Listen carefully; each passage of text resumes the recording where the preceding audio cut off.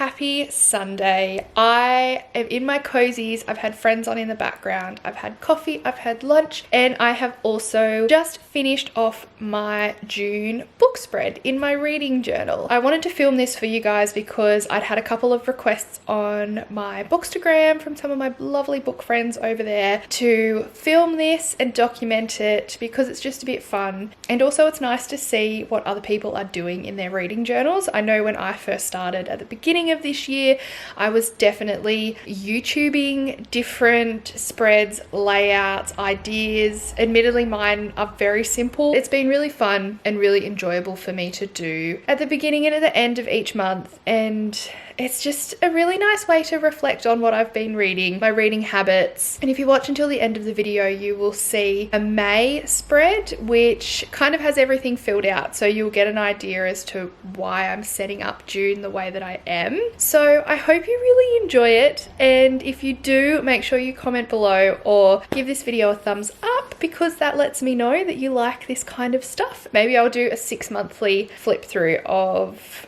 the reading journal that I have so far. So, see you in the next clip. Hello book friends, so it's me on voiceover. I wanted to come and kind of describe a couple of things that I am doing in my reading journal. So this beautiful reading journal is actually from Notebook Therapy.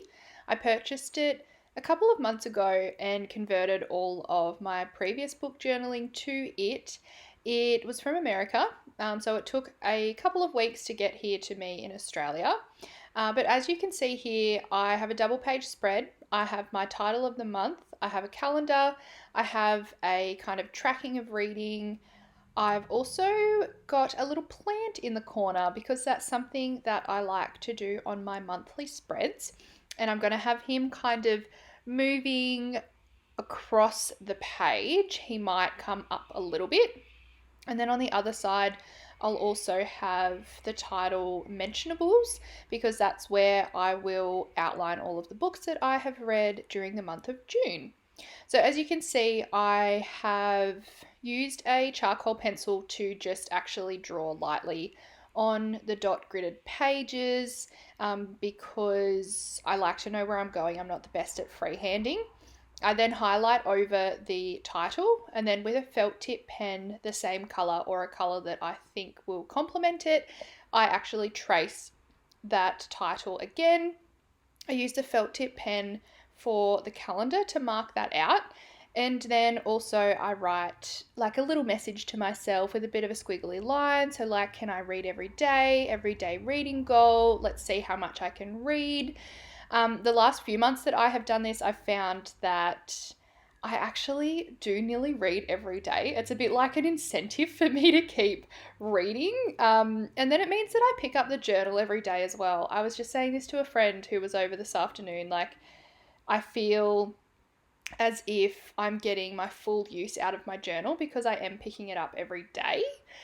Which is really, really enjoyable because it means that I not only get to monthly reflect, but I get to daily reflect on the fact that I have read. I'm not someone who sets like page number reading goals per se, but just the action of reading every day is something that I'm proud of. So on the other side, as I said, I've got mentionables. On a whim, I have no idea how this happened, but I was actually able to get this down in one go. So mentionables is now being highlighted over, and then I'll do the same thing with the felt tip pen. I was watching, I think, yeah, it is, Katie is Reading. She has beautiful spreads in her reading journals, and she has this stunning freehand cursive that she has like themed throughout her whole journal, and I absolutely love it. So that's something that I've kind of conveyed, but in my own handwriting and my own freeform. So now I'm working on my little potted plant. I really enjoy these little plants because I feel like they just totally make the page so vibrant. And I can do anything I like with it. Like I'm really exploring what I can do with pen and paper and creativity and color because this is all new to me. So I see these spreads as quite simple and basic. I'm kind of flipping back and forward because I have done this type of plant before. I have a bit of an inspiration from, I guess, a devil's ivy. And if you see that moving in the background, that's Peach. She had a serious case of zoomies when I was filming all of this. It was a beautiful Sunday afternoon and she was just so pleased that everyone was home. So as you'll see, I am now filling in all of this gorgeous plant, and I really did want him to take up most of the page because, like I said, the greenery just brings so much vibrancy to the page, and his little curves all over the shop are really cute.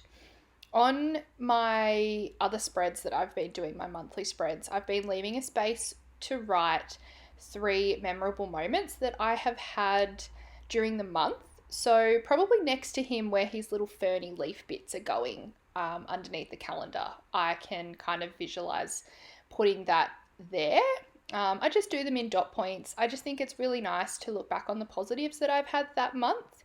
Then I've just given him a little shelf to sit on in brown texture that is from Kmart, not gonna lie. And these felt tips are just from Exley's, the beautiful art shop that is local to me. So lots of different stages. You'll see I'm erasing because I'm tracing beforehand, just making sure I'm getting everything nice and clear. And I wait for the highlighter to dry before going over with the felt tip. This really makes everything stand out, and it just feels a little bit more touched and thought out, which is really, really beautiful. All is now pretty much finished, which is so nice.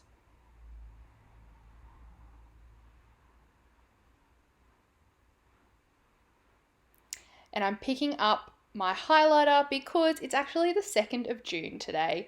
So I am ticking off that I read yesterday. I'm currently reading A Feather So Black. Not sure if I'm going to keep going with it, but so far so good. We're 200 pages in. And look, it deserves a tick off the calendar list. So there you have it, my very simple June spread with title, calendar, little plant, little shelf, and also my mentionable page across the side. So if you want to do something simple like this, I really encourage you to. It took me under an hour. Then we've got my May spread, so you can have an idea of what this all looks like. I only missed out on reading 1 day in May, and I finished 2 books. I started 2 others, and I also have my little May wrap up.